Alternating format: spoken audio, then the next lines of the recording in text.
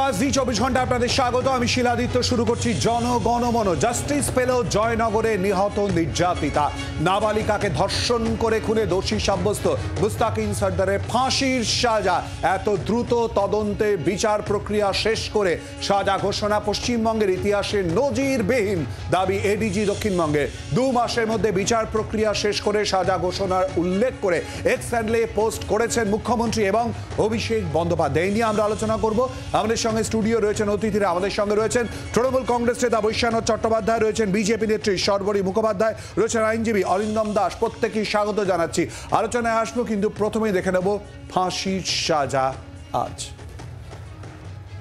Learned court এটা মেনে নিয়ে এটাকে rarest of the rare case বলে ঘোষণা করেছেন এবং 3টে সেকশনে ডেথ সেন্টেন্স দিয়েছেন।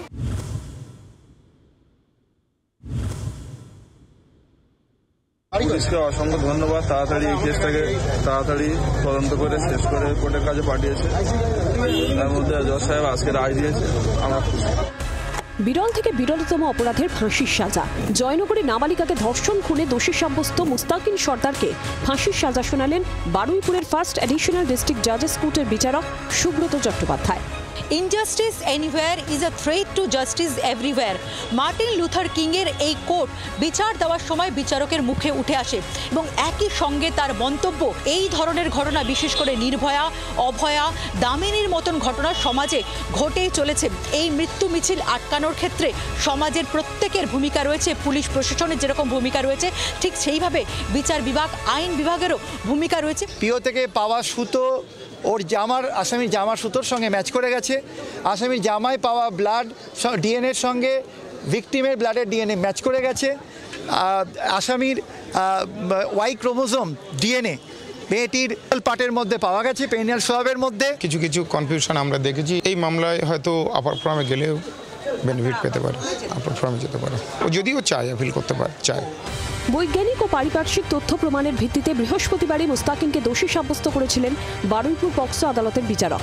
শুক্রবার সরকারি আইনজীবী আদালতে সওয়াল করেন, ঠান্ডা মাথায় পরিকল্পিত খুন, কাঠগড়ায় দাঁড়িয়েও অভিযুক্তের কোনো অনুতাপ নেই। বিচারকের প্রশ্নে মুস্তাকিন দাবি করে সে এই কাজ করেনি, বাবা অসুস্থ, সে ছাড়া দেখার কেউ নেই। এরপর বিচারক দোষীর আইনজীবীর উদ্দেশ্যে বলেন, পুলিশ বলছে বাবার খোঁজ নেই, আপনি তাহলে প্রমাণ দিন বাবা আছেন। বিচারক প্রশ্ন করেন, বাবার যোগাযোগ নাম্বার দিতে পারবেন? বিচারকের নির্দেশ মতো মুস্তাকিনের বাবাকে ফোন করেন তার আইনজীবী, যদিও তাকে ফোনে পাওয়া যায়নি। দোষীর ফাঁসির সাজার পাশাপাশি নির্যাতিতার পরিবারকে 10 লক্ষ টাকা ক্ষতিপূরণ দেওয়ার নির্দেশ দিয়েছেন বিচারক। আরজিকর কাণ্ডের আবহেই ৪ অক্টোবর রাতে জয়নগর থানার মহিষমারিতে নিখোঁজ নাবালিকার দেহ উদ্ধার হয়। নির্যাতিতার যৌনাঙ্গ সম্পূর্ণ ক্ষতবিক্ষত করে দেওয়া হয়েছিল। তার শরীরে 48টি আঘাতের চিহ্ন মিলেছে। ৪ অক্টোবর রাতেই মুস্তাকিন সর্দারকে গ্রেফতার করে পুলিশ। ৭ অক্টোবর ঘটনার তদন্তে সিট গঠন করা হয়। নাবালিকাকে ধর্ষণ খুনের মামলায় সাক্ষ্য দেন ৩৬ জন।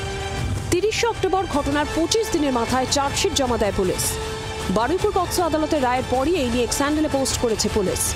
পশ্চিমবঙ্গের তদন্ত ইতিহাসে এটা নজিরবিহীন রায়।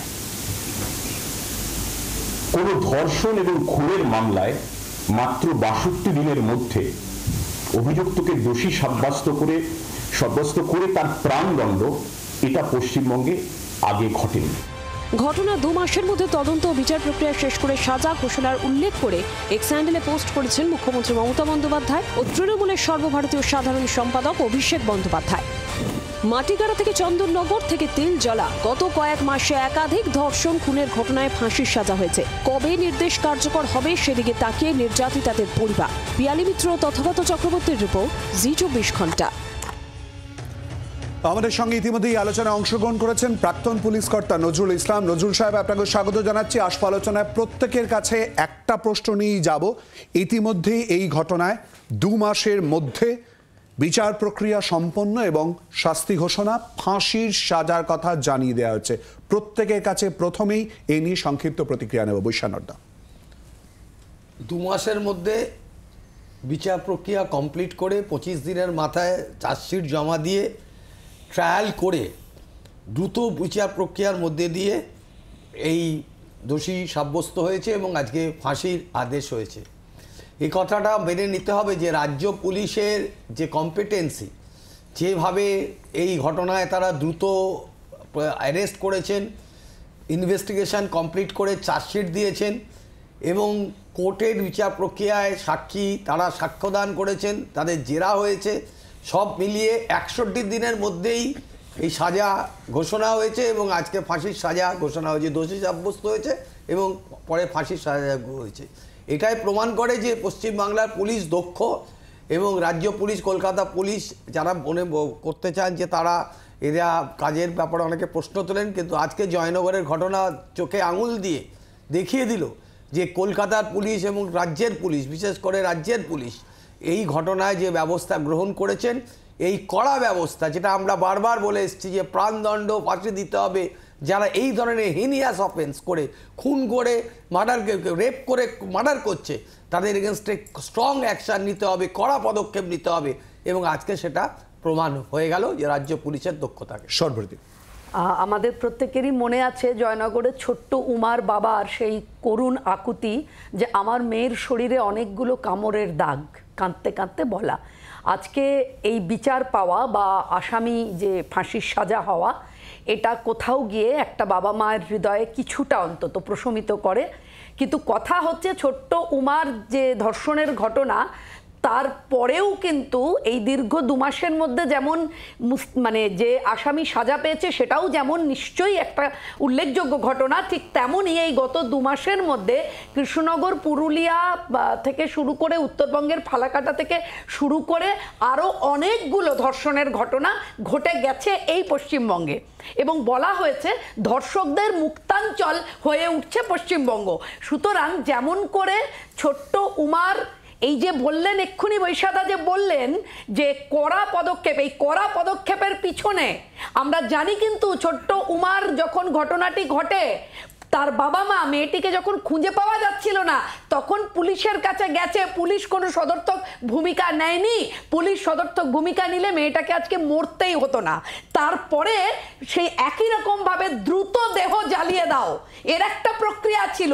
কিন্তু আমাদের ধন্যবাদ জানাবো ভারতীয় জনতা পার্টির রাজ্যের সাধারণ সম্পাদিকা অগ্নিমিত্রা পাল এবং ভারতীয় জনতা পার্টির বিজেপির সভাপতি জয়নগর জেলার এবং যারা মানে লড়াকু কর্মী, যারা সকলে মিলে যেভাবেই হোক সে লড়াইটা লড়েছিলেন যাতে দেহটা মানে দ্রুত জ্বালিয়ে দাও, দ্রুত জ্বালিয়ে দিলে সমস্ত এভিডেন্সগুলো নষ্ট হয়ে যায়, সেইটা হয়নি। সর্বরিদি, আজকে আমরা আলোচনাটা শুরুটাই করেছিলাম হচ্ছে রাজনীতির ঊর্ধ্বে উঠে অতি দ্রুত বিচার প্রক্রিয়া শেষ করা এবং শাস্তি ঘোষণা, ফাঁসির সাজা ইতিমধ্যেই ঘোষণা হয়েছে। ঠিক আছে, সর্বদি প্লিজ প্লিজ প্লিজ আসো সর্বদি অত্যন্ত গুরুত্বপূর্ণ দিক কিন্তু আজকে মানে রেয়ারেস্ট অফ দ্য রেয়ার ক্রাইমের কথা উল্লেখ করে আজকের এই সাজা ঘোষণা অত্যন্ত গুরুত্বপূর্ণ দিক এবং পুলিশের বক্তব্য আমরা তুলে ধরেছি যে কতটা দিক নিদর্শন হয়ে যাচ্ছে আজকের এই ঘটনা অর্থাৎ রায়দান।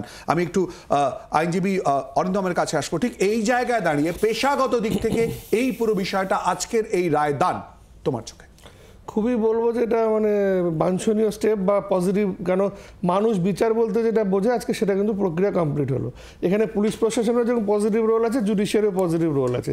আমরা জানি যে বারবার আমাদের যে আলোচনাটা উঠে আসে বা আমরা দেখি বডের এই যে হিনিয়াস ক্রাইম বা এই যে রেয়ারেস্ট অফ দ্য রেয়ার ঘটনাতে কী হয়, প্রচুর দ্রুত জিনিস সফল করা যায় না। আমরা দেখি প্রচুর টাইম লেগে যায় এই বিচারের মধ্যে, শাস্তি ঘোষণা করতে বছর খানেক, 2 বছর 4 বছর লেগে যায়। এতে কি হয়, সাধারণ যারা এই ধরনের ক্রাইম করতে ভাবছেও তারা কিন্তু ভয়টা পায় না।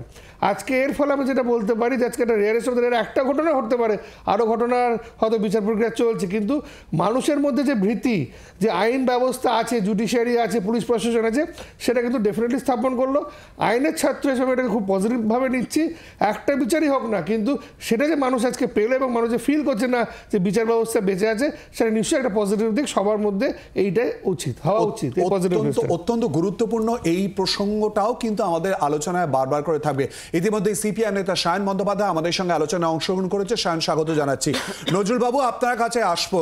পুলিশ দ্রুত প্রক্রিয়া শেষ করবে, তারপর আদালতে জমা পড়বে এবং তারপর বিচার প্রক্রিয়া শুরু এবং শেষ, কিন্তু 60 দিনের মধ্যেই পুরো প্রক্রিয়া সম্পন্ন করে রায় দান এবং ফাঁসির সাজা, এই পুরো বিষয়টাকে আপনার দীর্ঘদিনের অভিজ্ঞতায় কোন চোখে দেখছেন? দেখুন, আমি প্রথমে যে কথাটা বলবো, প্রতিটা কেসই এরকম হওয়া উচিত, কিন্তু এখানে এই কেসে এটা হয়েছে, অন্য কেসগুলোতে হয় না। এমনকি রেপের পক্সো আইনের কেসেও হয় না। আপনারা পার্ক স্ট্রিট রেপের কথা জানেন, হাঁসখালি রেপের কথা জানেন, হয় না। এখানে কেন হয়েছে সে নিয়ে আলোচনা হতে পারে, আমি সেখানে যাব না। আমি আর একটা দিক বলবো যে দেখুন, দিল্লিতে নয়ডার একটা কেসেও এরকম ডিস্ট্রিক্ট কোর্টে সাজা হয়েছিল, তারপরে হাইকোর্টে যাওয়ার পর যা হয়েছিল আপনারা জানেন। আমাদের এখনো দেখতে পারেন যে কামদুনি যে কেস ছিল সেখানেও নিম্ন আদালতে যে হয়েছিল। নজরুলবাবু, আমি উদাহরণ তুলে তুলে আলোচনায় অবশ্যই যাব, কিন্তু তার আগে আজকের এই রায়দান 60 দিনের মধ্যে পুরো প্রক্রিয়া শেষ করে স্বাগত জানাচ্ছেন নজরুলবাবু জয়নগরের ঘটনায়? আমি তো বললাম যে এটা খুবই স্বাগত, এবং আমি বলছি প্রতিটা কেসে এরকম হওয়া উচিত। এবং আমি বলছি তা নয়, আপনি পুরানো সিআরপিসিতে ছিল, এখন যে ভারতীয় নাগরিক সুরক্ষা সংহিতা হয়েছে সেখানেও আছে, খুব পরিষ্কার বলা আছে যে রেপ কেসের ব্যাপারে তো সিআরপিসিতে ছিল, এখনও আছে যে চার্জশিট দিয়ে 2 মাসের মধ্যে ট্রায়াল শেষ করতে হবে, আইনে বলা আছে, আমার কথা বলছি না। ঠিক নজরুলবাবু, একেবারে এই প্রসঙ্গেই আমরা আসবো। 60 দিনের মধ্যে এই পুরো প্রক্রিয়া সম্পন্ন করে ফাঁসির সাজা ঘোষণা। সায়নের কাছে আসবো। সায়ন, তোমার রাজনৈতিক পরিচয় বাদ দিয়েও তোমার পেশাগত পরিচয় অর্থাৎ আইনজীবী, সেই জায়গা থেকে আজকে জয়নগরে এই ঘটনায় রায়দান এবং সাজা ঘোষণা কতটা গুরুত্বপূর্ণ তোমার চোখে?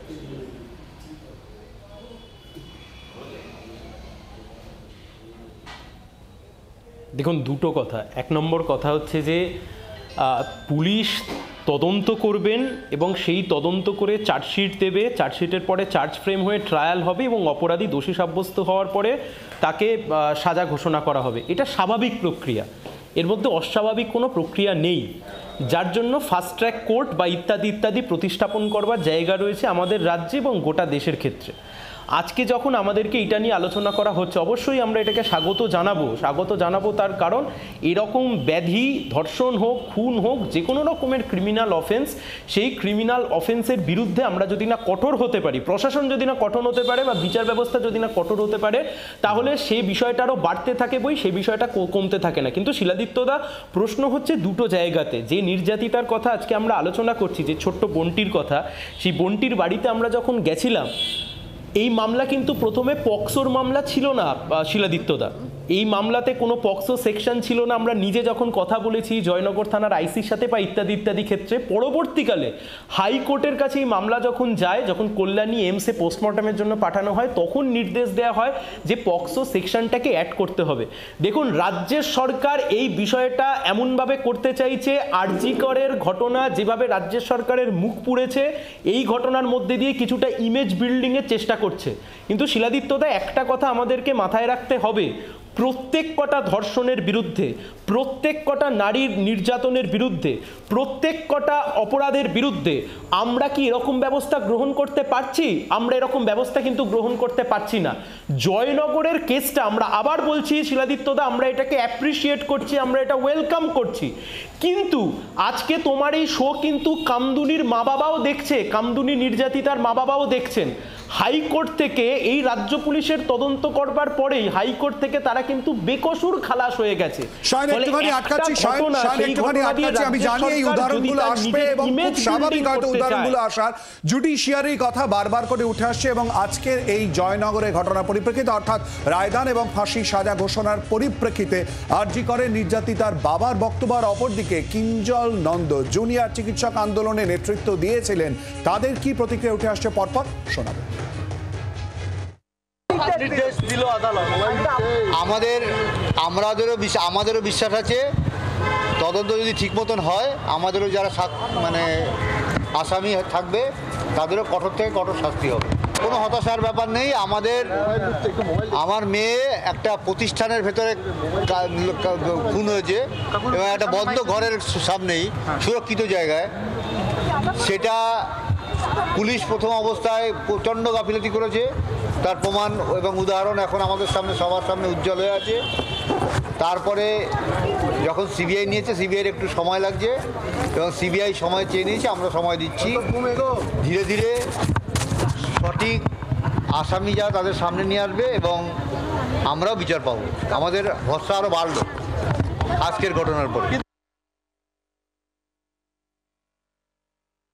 এটা তো অবভিয়াসলি খুব একটা মানে আমার মনে হয় বিচার পদ্ধতি এরকমভাবে আরও দ্রুত করা প্রয়োজন এবং যেহেতু সেই ঘটনা ঘটার কিছুদিনের মধ্যেই যে দোষী তাকে ধরা হয়ে গিয়েছিল এবং সেটা সবাই জানেন, সত্যি খুব ভালো কাজ করেছেন যারা এই মানে ইনভেস্টিগেশনের মানে বিয়েতে ছিলেন, প্রক্রিয়ার মধ্যে ছিলেন এবং আমাদের যে কেস সেটাও তো, এবং সেখানেও যারা যারা এই ঘটনার সাথে যুক্ত এবং যেভাবে প্রমাণ লোপাট হয়েছে আপনারা প্রত্যেকেই জানেন, সেই জিনিসগুলো আমার মনে হয় আরও বেশি করে মানে যারা বিচার ব্যবস্থায় আছেন তাদের আরও পরিষ্কার করে এবং ক্লিয়ারলি আমাদের সামনে আনা উচিত এবং শাস্তিটা যত দ্রুত সম্ভব দেওয়া উচিত। আর ঠিক এই প্রশ্নটাই কিন্তু বারবার করে তোলার চেষ্টা করছেন। এই মুহূর্তে আমাদের সঙ্গে সর্বরিধি রয়েছেন, সায়ন রয়েছেন, অর্থাৎ বিরোধী রাজনীতি যারা করেন তারা। আমরা এই প্রসঙ্গে আসবো অবশ্যই করে, এর পুঙ্খানুপুঙ্খ বিষয় খোঁজার চেষ্টা করবো। আর আজকে এই পুরো বিষয়ে যখন রায়দান হয়, সরকারি আইনজীবী হিসেবে বিভাস চট্টোপাধ্যায় ছিলেন। এই মুহূর্তে আমাদের স্টুডিওতে এসে উপস্থিত হয়েছেন বিভাস চট্টোপাধ্যায়। বিভাসবাবু, আপনাকেও স্বাগত জানাচ্ছি। আসবো এই পুরো বিষয়ে আমরা জানবো এবং আলোচনা করবো একটা বিরতির পর। জনগণের মনতে সঙ্গে থাকুন।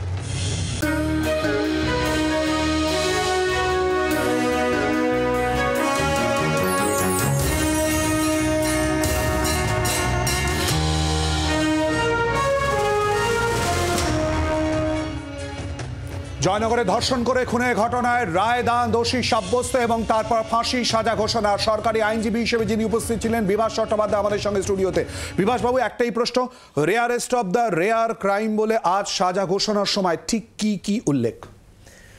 দেখুন, দ্য ফ্যাক্ট ইজ দ্যাট যে আমাদের যেটা মনে হয়েছিল এই মামলাটা প্রথমত যে প্যারামিটারগুলো ফাঁসি না হওয়ার জন্য থাকে, mitigating factor and aggravating factor balance করতে হয়। সে dates back 1980 Bachan Singh judgment, তারপরে মাচি সিং থেকে আরম্ভ করে সব কটা পয়েন্ট ওয়াইজ কোর্টের কাছে আমি তুলে ধরেছি যে কেন এটা ডেথ সেন্টেন্স হওয়া খুব জরুরি। তার কারণ প্রথমত মেয়েটাকে বলা হয়, মানে ও বলে যে মেয়েটাকে তোমার বাবা বলেছে আমায় তোমার বাড়িতে পৌঁছে দিতে হবে। মেয়েটা ওকে ট্রাস্ট করে, ওইটুকুনি বাচ্চা মেয়ে, ফুলের মতো বাচ্চা মেয়ে, ক্লাস 4-এ পড়তো মেয়েটি প্রতিটা ক্লাসে ফার্স্ট হতো এবং মেয়েটা লাস্টবার টোটাল মার্কসের থেকে 14 নম্বর কম পেয়েছিল বলে ওর মাকে বলেছিল যে এই 14 নম্বরটা আমি এবারে অর্জন করব। মানে আমরা তার সোসাইটির খুব ভালো ডাক্তার বা ভালো ইঞ্জিনিয়ার বা ভালো জাজ, ভালো লয়ার, ভালো মানুষ হারালাম। এবং এই মেয়েটি কে একটা অ্যাবান্ডেন্ট জায়গা, যেটা একটা দোকানের মতো যেখানে কেউ ঢোকে না, দীর্ঘদিন ধরে কেউ দোকানটা খোলে না, তার পেছনে একটা জঙ্গলে নিয়ে গিয়ে সেখানে ওকে এইভাবে নৃশংসভাবে, মানে 38টা শুধুমাত্র বডিলি ইঞ্জুরি আছে। আমি সেক্সুয়াল পার্টের ইঞ্জুরি ছেড়ে দিলাম। সেক্সুয়াল পার্টের ইঞ্জুরিতে বলছে তোমার সেক্সুয়াল পার্টের টোটাল র্যাপচার এবং forensic evidence, DNA evidence, scientific evidence এই মামলায় এত হেল্প করেছে। কারণ আমাদের প্রথম থেকে টার্গেট ছিল, যেহেতু সার্কামস্ট্যান্সিয়াল এভিডেন্সের মামলায় একটা প্রসিকিউটরের জন্য বিরাট চ্যালেঞ্জ, কারণ এখানে আই উইটনেস থাকে না, এটা প্রুভ করে অ্যাটলিস্ট লাইফার করাটা একটা বিরাট চ্যালেঞ্জ, সেখানে ডেথ সেন্টেন্স অনেক পরের কথা।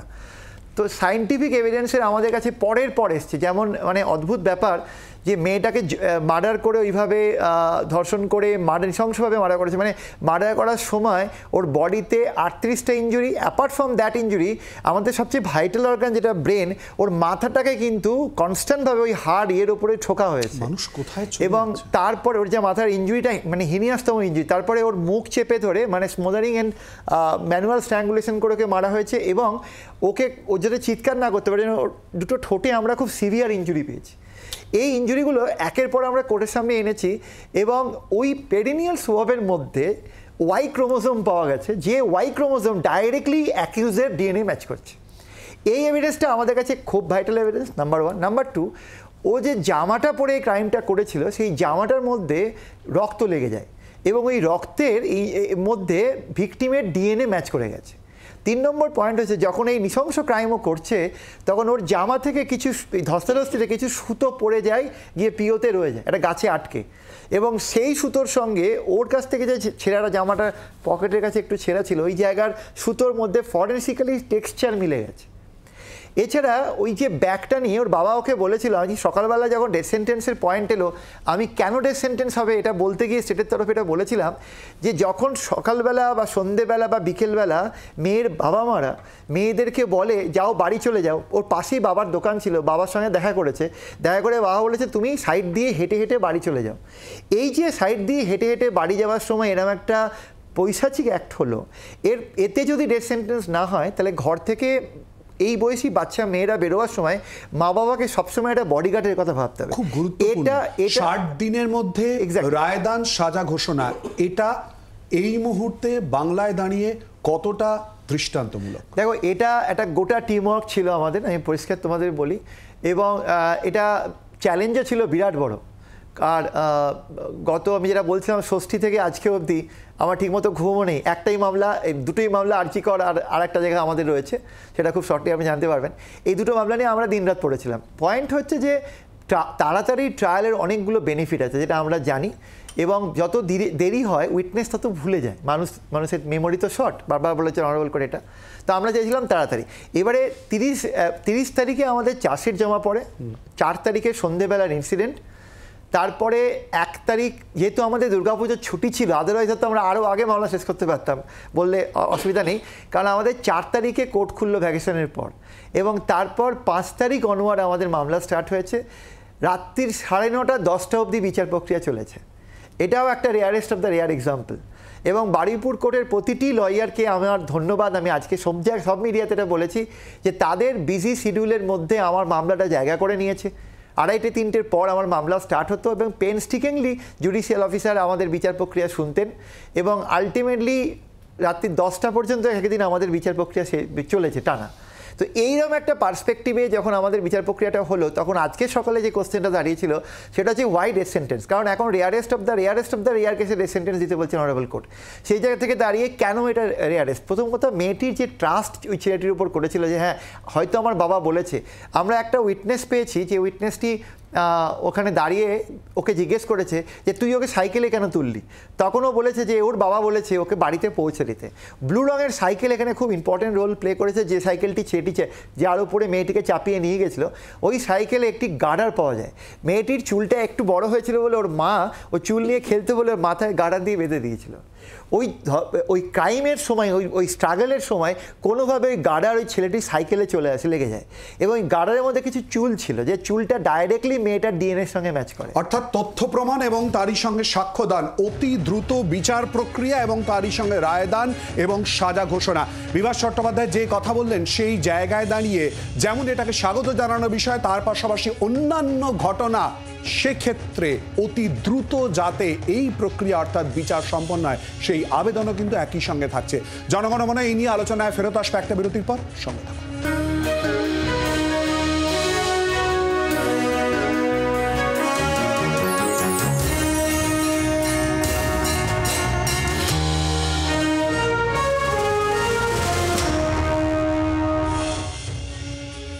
জাস্টিস পেল জয়নগর, এই নিয়ে আমরা আলোচনা করছি, আর এই নিয়েই রাজ্যের বিরোধী দলনেতা শুভেন্দু অধিকারী কি বলেছেন, অপরদিকে তৃণমূল কংগ্রেসের তরফ থেকে কুণাল ঘোষ কি বলেছেন শোনাবো।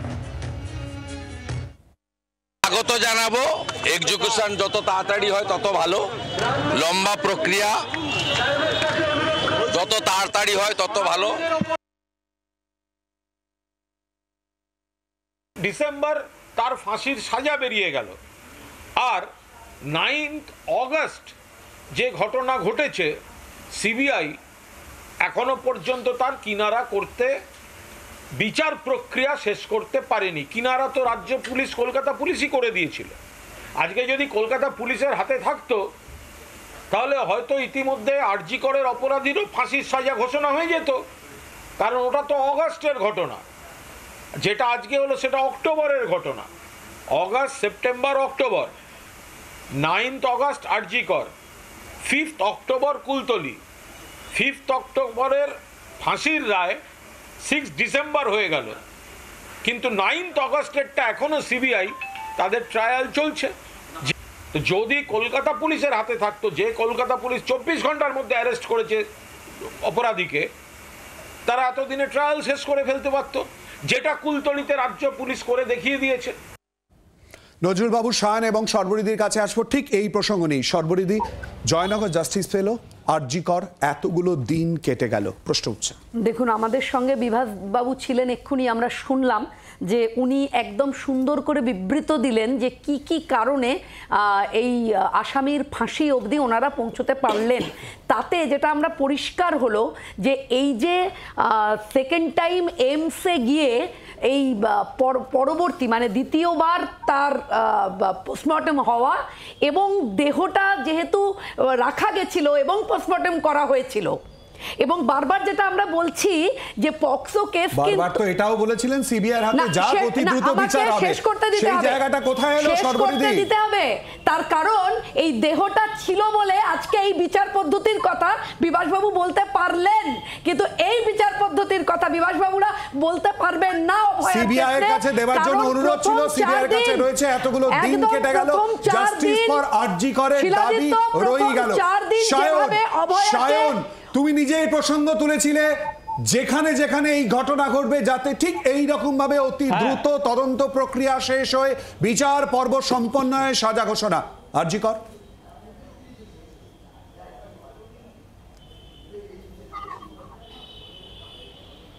আরজি করে তো সিবিআই অসাধারণ তদন্ত করেছে। মমতা ব্যানার্জির পুলিশ তদন্ত করে যা বের করেছে, মোদিজির সিবিআই তাতেই স্ট্যাম্প মেরেছে, শিলমোহর মেরেছে যে সঞ্জয় আসল অপরাধী। কি তদন্ত হয়েছে, নির্যাতিতার মা বাবাও এখন মুখ খুলছেন, প্রকাশ্যে বোঝা যাচ্ছে। দেখুন, আমি দুটো কথা আপনাদেরকে বলছি। এক, শেষ 1.5 বছরের মধ্যে সবচাইতে হাইলাইটে আসা এরকম ধরনের ঘটনা হচ্ছে হাঁসখালির ঘটনা। আচ্ছা, হাঁসখালিতে যিনি অভিযুক্ত তার এরকম সাজা ঘোষণা এখনো অবধি হয়েছে শিলাদিত্য দা? আমার যতদূর মনে পড়ে কিন্তু হয়নি। এই হাঁসখালির ঘটনা কিন্তু একই ঘটনা, রেপ করে তারপরে তাকে মেরে ফেলা হলো, তারপরে তার দেহ গিয়ে বার্ন করে দেওয়া হলো। হাঁসখালির ঘটনায় আজ অবধি কিন্তু বিচার পাওয়া গেল না। আমরা বলছি যে কোনো স্বাভাবিক বিষয় সেটা যখন স্বাভাবিকভাবে হয় না বা অনেক দিন পরে হয়, তখনই সেটা নিয়ে আলোচনা করা হয়। আমি খুব ভুল না করলে, আমি স্টুডিওতে নেই, স্টুডিওতে সম্ভবত বৈশ্বনাথ বাবু রয়েছেন, তৃণমূল কংগ্রেসের প্রতিনিধি। আমি খুব ভুল না করলে বৈশ্বনাথ বাবুকে জিজ্ঞাসা করুন তো, আলিপুর কোর্টে কত এরকম মামলা, খুন ধর্ষণের মামলা কিভাবে দিনের পর দিন পড়ে আছে যার কোনো বিচার নেই। আপনি পুলিশের তদন্তর কথা বলছেন, পুলিশ ইনঅ্যাকশন, কলকাতা হাইকোর্টের 35 নম্বর ঘর, বিচারপতি শুনে শেষ করতে পারছেন না। এবং কুণাল বাবু তো ঠিক কথাই বলেছেন, কুণাল বাবুকে আমরা সমর্থন করছি। কুণাল বাবু বলেছেন আগস্ট মাসের ঘটনা তারা বিচার পেল না, তারপরের ঘটনা বিচার পেয়ে গেল। একদম ঠিক। 2013 সালের সারদার ঘটনার এখনো অবধি সাক্ষী হলো না, সে চোর বাইরে ঘুরে বেড়াচ্ছে, অথচ পরবর্তী ঘটনার ট্রায়াল হয়ে যাচ্ছে।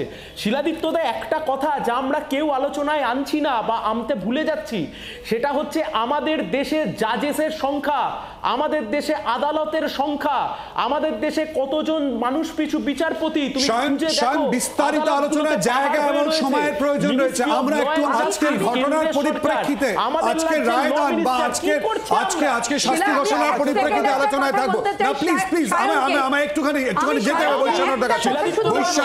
বৈশ্বনাথদা ঠিক একই প্রশ্ন। শান, প্লিজ অনুরোধ করছি, বৈশ্বনাথদা ঠিক একই জায়গায় একই প্রশ্ন। অর্থাৎ 60 দিনে ইতিমধ্যেই শাস্তি ঘোষণা হওয়ার দিকে আরজি কর নিয়ে এখনো আন্দোলন চলছে। জাস্টিস ফর আরজি কর সবাই চাইছে, আমরাও চাইছি। আরে, আরজি করের ঘটনা কলকাতা পুলিশের হাতে থাকলে আমরা এই যে রাজ্য পুলিশের যে কুলতুলির কিনারা হয়ে গেল, আমি একদম নিশ্চিত, আমার 34 বছরের অভিজ্ঞতা থেকে বলছি, ওকালতির অভিজ্ঞতা থেকে, যে কলকাতা পুলিশের হাতে থাকলে এটা নিষ্পত্তি হয়ে যেত, এই দোষী শাস্তি হতো। আজকে ফাঁসি হয়েছে কুলতলিতে রাজ্য পুলিশের জন্য।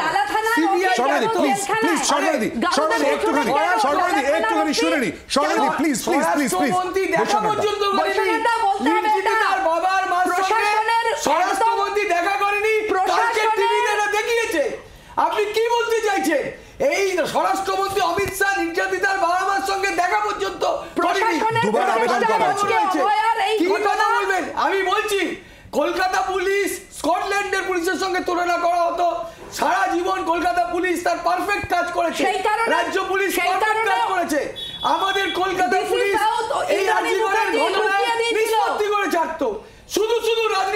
জন্য বিজেপি পার্টিকে গো ব্যাক বলেছে, তারপরেও এখানে দাঁড়িয়ে নানান ধরনের কুৎসা করছে।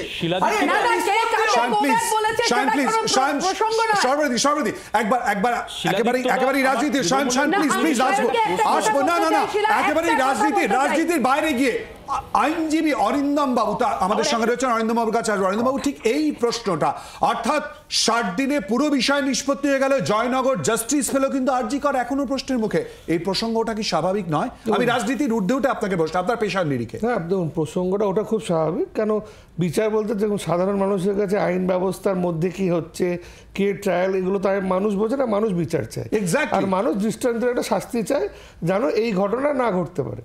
তখন এবার সব কিছু তদন্তের মধ্যে একটা জিনিস আমাদেরকে বুঝতে হবে যে সব তদন্ত একই রকমভাবে চলতে পারে না। আরজি করের ঘটনা, এই ঘটনার মধ্যে কিছু পার্থক্য আছে। বাট আরজি করের ঘটনাও যেটা যতটুকু আমার নলেজে আছে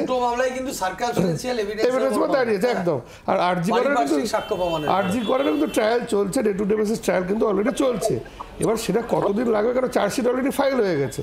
এবং যেটা আমরা সাধারণ মানুষ যদি বলেন, একটা প্রশ্ন সবসময় থেকেই যাচ্ছে যে সঞ্জয় একাই ঘটনা ঘটেছিল, সাধারণ মানুষ বিশ্বাস করেনি, অনেকেই বিশ্বাস করেনি। কিন্তু যে কলকাতা পুলিশে যে কথা বলেছিল, সিবিআই কিন্তু আপাতত চার্জশিট কিন্তু একই কথা বলছে। এবার সেই বিচারটা মানুষ মানবে কি মানবে না, তার জন্য আপার ফোরাম আছে। বাট আমার যেটা মনে হয়, আজকে যেটা নিয়ে আমরা মূল আলোচনা করছি, সেই স্পিরিটটা নষ্ট না করাই ভালো। এটা পজিটিভ পার্ট। এবং যে কোনো বিচার ব্যবস্থা, এবং পুলিশ প্রশাসন করুক বা সিবিআই করুক, দ্রুত বিচারটা যদি হয়, তাহলে কিন্তু আমরা সমাজের এই ধরনের ঘটনা কিন্তু আগামী খুব গুরুত্বপূর্ণ দিক। অর্থাৎ মূলত যে আলোচনা আমরা করছি, যে স্পিরিট নিয়ে আলোচনা করছি, অর্থাৎ জাস্টিস ইতিমধ্যেই পেয়ে গেল জয়নগর, এবং তার পরিপ্রেক্ষিতেই কিন্তু আমরা এই আলোচনা করছি। এবং তারই সঙ্গে মোহাম্মদ সেলিম কি বলেছেন, ফিরাদ হাকিম কি বলেছেন শোনাবো। অপরদিকে রয়েছেন আমাদের সঙ্গে নজরুল ইসলাম সাহেব, তার সঙ্গেও কথা বলবো। একটা বিরতির পরে এই আলোচনায় সঙ্গে থাকুন।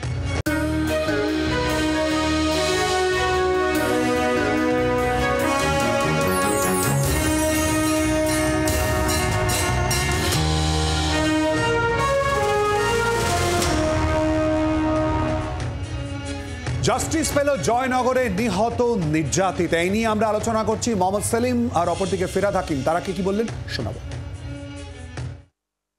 আদালতের বিষয় আমরা প্রথম থেকে বলেছি, এই ধরনের ঘটনা ঘটলে প্রথমে কেস রেজিস্টার করতে হয়, তারপরে ঠিকমতো পোস্টমর্টম করতে হয়, তারপর সমস্ত ফরেন্সিক এভিডেন্সগুলোকে ধরে রাখতে হয়, এবং সেটাকে যারা প্রসিকিউটর হয় যাতে ঠিকমতো ইনভেস্টিগেটররা ইনভেস্টিগেট করে আর ঠিকমতো প্রসিকিউট হয়। আর এই জন্যই আমাদেরকে প্রথম দিনেই আমাদের ছাত্র, যুব, মহিলা নেত্রীদের পাঠাতে হয়েছিল, কারণ অভিযুক্তদের তরফে যাতে পুলিশ বা স্থানীয় প্রশাসন সাহায্যের হাত না বাড়িয়ে দেয়। আর যার ভিকটিম, তার পরিবারের লোকজন বলছিল পুলিশ প্রথমে পাত্তা দেয়নি। জয়নগরের কেসটা প্রথম কথা হচ্ছে, যখন নিখোঁজ হলো তখনই যদি পুলিশ গুরুত্ব দিত, তাহলে এই এত রকম কষ্টের মধ্যে যেতে হতো না। ধন্যবাদ জানাই মমতা ব্যানার্জিকে তার সিট করাতে। আমাদের যে এতে জয়নগরে যে শিশুটাকে রেপ করে খুন করা হয়েছিল, তার কালকে সাজা হয়েছে, মানে ডিক্লেয়ার হয়েছে, আর আজকে ফাঁসির অর্ডার হয়েছে। 2 মাসের মধ্যে সাজা হয়েছে। আসবো এই নিয়ে আলোচনায়। নজরুল বাবু, আপনার কাছে আসবো। 2 মাসের মধ্যে সাজা ঘোষণা, পুলিশ হিসেবে, প্রাক্তন পুলিশ কর্তা হিসেবে এটা আপনার চোখে কতটা রিমার্কেবল?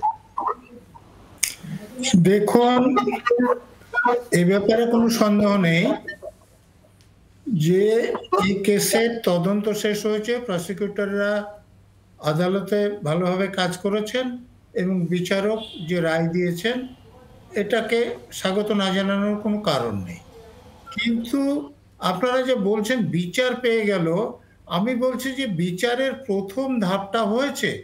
সেশন জাজ তাকে দোষী সাব্যস্ত করেছেন এবং সাজা ঘোষণা করেছেন। কিন্তু যেহেতু মৃত্যুদণ্ড আছে, আসামি অ্যাপিল করতেই পারেন হাইকোর্টে, এবং আসামি অ্যাপিল না করলেও এই মৃত্যুদণ্ডটা অনুমোদনের জন্য হাইকোর্টে যাবে। এখন আমাদের যিনি পাবলিক প্রসিকিউটর ছিলেন, তিনি যে কথাগুলো বললেন, বিশেষ করে ফরেন্সিক এভিডেন্সের জন্যে, তো সেই এভিডেন্সগুলো যেটা বলছেন, যেমন ধরুন যে ঘটনাস্থলে সুতো পাওয়া গিয়েছিল এবং সেই সুতোটা তার যে জামা ছিল তার সঙ্গে ম্যাচ করেছে। তো এইগুলো যে সুতোটা কালেক্ট করা হয়েছিল কতটা বৈজ্ঞানিকভাবে, তার জামার সঙ্গে ম্যাচ করা যে অ্যানালিসিস হয়েছিল কতটা ভালোভাবে হয়েছিল, সেইগুলো হাইকোর্টের লোকেরা, যিনি জজ সাহেব থাকবেন, তিনি দেখে যদি সন্তুষ্ট হন যে যে প্রমাণ বিচারকের কাছে পেশ করা হয়েছিল এবং বিচারক যেটা নথিবদ্ধ করেছেন তার মধ্যে কোনো ফাঁক নেই এবং তাতে বিয়ন্ড রিজনেবল ডাউট প্রমাণ হয় যে এই অভিযুক্তই এই অপরাধটা করেছে। অর্থাৎ সাফল্যের কথা নজরুল ইসলাম সাহেব বলছেন পুলিশের দিক থেকে বা তদন্ত প্রক্রিয়ার দিক থেকে, তারপর তো বিচার অবশ্যই করে রয়েছে। শায়ন,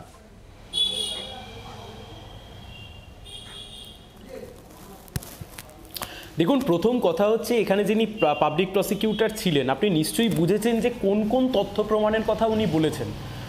একটি চুলের গার্ডার ইত্যাদি ইত্যাদি, অর্থাৎ এই সমস্ত ছোট্ট ছোট্ট প্রমাণ একটা কেসের মানে সাক্ষীতে কি পরিমাণ গুরুত্ব বহন করে।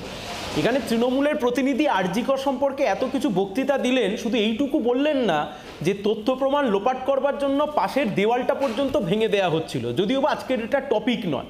কিন্তু আমার কথা হচ্ছে বা আমাদের কথা হচ্ছে শিলাদিত্যদা খুব পরিষ্কার। শিলাদিত্যদা তুমি দেখো, এক্ষেত্রেও নির্যাতিতার পরিবার কিন্তু আদালতের কাছে সিবিআই চেয়েছিলেন, এমসের কাছে তিনি পোস্টমর্টম চেয়েছিলেন।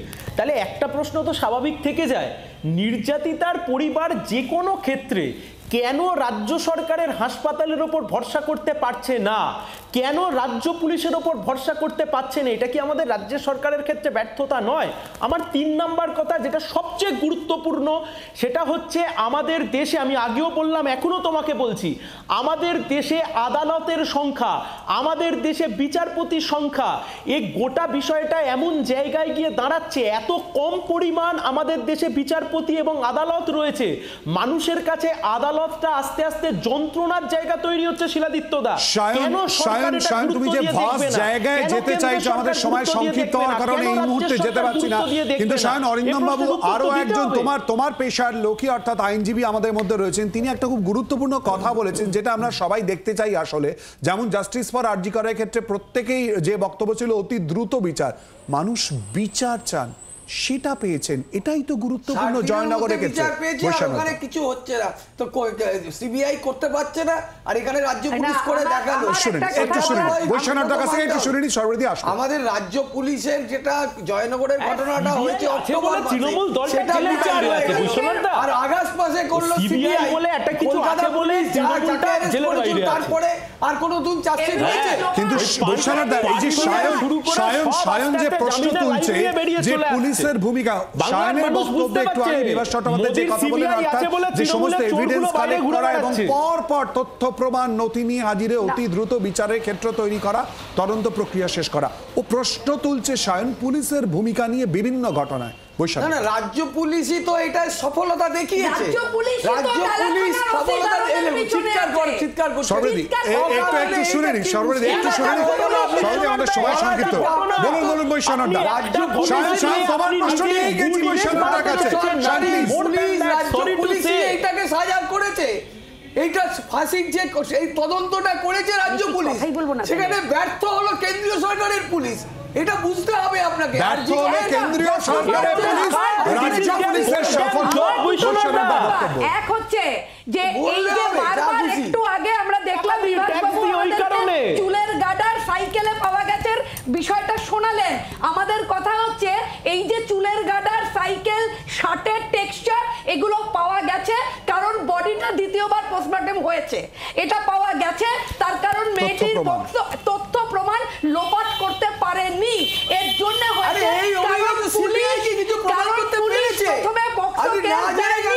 আমাদের কথা হচ্ছে অভয়ার ব্যাপারে একদম তথ্য প্রমাণ লোপাট হয়েছে, দায়িত্ব নিয়ে লোপাট হয়েছে।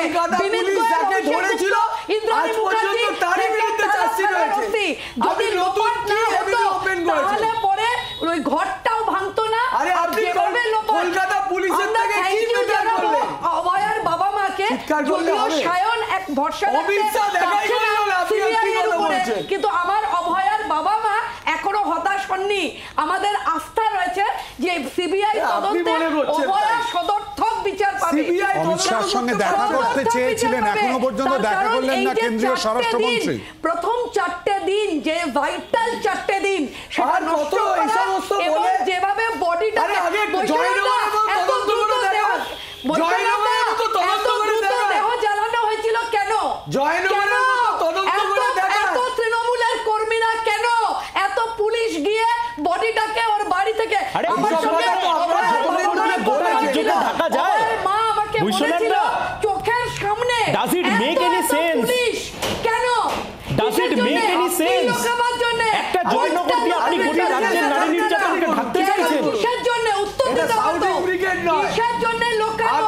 কি লোকানো? Does it make any sense? আপনি একটা জয়নগর দিয়ে গোটা রাজ্যের হাজার হাজার ঘটনাকে ধামাচাপা দিতে চাইছেন? কিসের জন্য? আজকে মনে হচ্ছে করছে গোটা জয়নগর বিচার করছে।